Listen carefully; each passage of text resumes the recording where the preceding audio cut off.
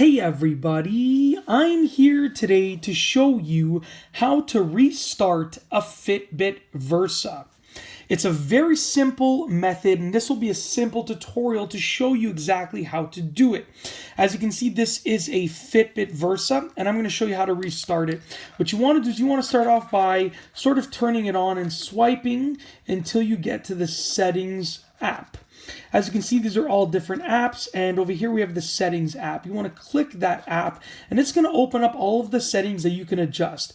Now you want to scroll down to the about option, and you want to click that. Now I'm just going to do this off camera just so I don't reveal any information. So I've clicked the about option, and as you can see right here, this is what you find in the about option right here. So there are other things above that I just wanted to hide off camera, but you're going to scroll down when you're on the about section until you see the shutdown option. Now you see on the Versa, there's no restart option. There's an option to shut down, and then you can start it up again. So what you want to do is you want to just click that shutdown button. It's going to say shut down. Do you want to shut down? You're going to click yes, and you're going to give it a moment. As you can see, it looks like it's been shut down, but there's still some illumination coming from the screen.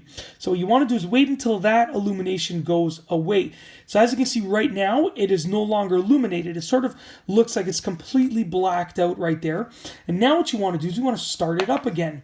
Now the button to start it up is over here on the left. All that you do is just press and hold it down until the screen lights up, and there's the Fitbit logo. And as it starts up, just give it, a few moments, and when you see that sort of main screen come on, your Fitbit Versa will have been restarted.